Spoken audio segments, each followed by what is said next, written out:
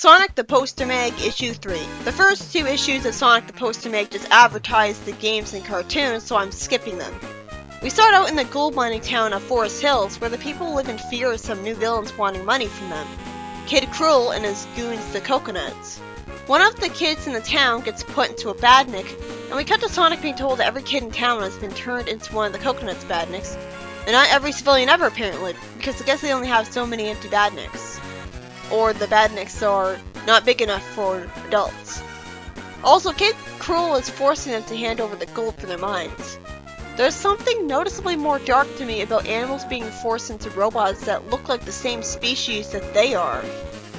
Sonic compliments them on deciding to call him in, and Porker says the coordinates show that this is the place where Kid Cruel tends to hang out.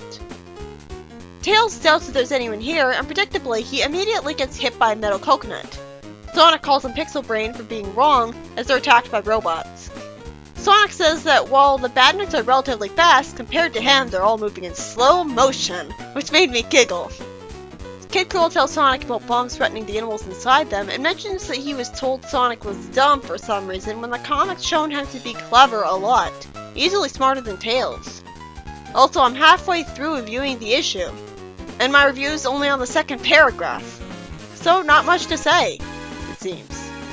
Kid Cruel reveals that he's after Sonic to get the reward from Eggman for it, and he just assumes Eggman will follow up with his end of the bargain.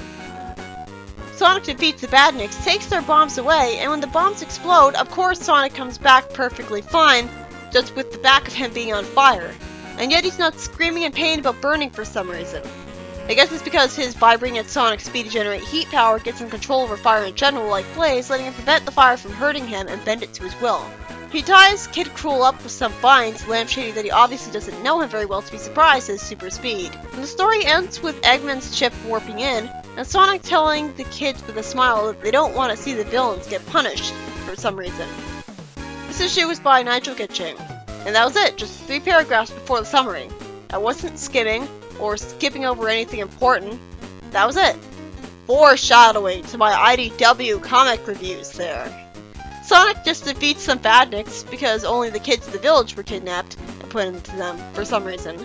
And while the bomb blowing up the animal people inside seems to be a problem, racking up the tension in a brilliant way, Sonic didn't have to worry about getting hurt at all from the badniks blowing up in his hand and setting his back on fire. And it's not explained that he got a flame shield, or controlled the fire magically to protect himself with his force field power. And even Kid Cruel wasn't that interesting because he wasn't his own agent. He was just working for Eggman to get a reward from Eggman that he was expecting to actually get. Why would anyone trust Eggman?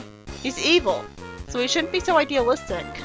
Also, the next issue of Sonic the Poster Mag is worthless to me because it's just about the Sega game Shinobi, and has no Sonic strip whatsoever. It's fine if you like it, but I review Sonic comics. So next up is issue 5 instead.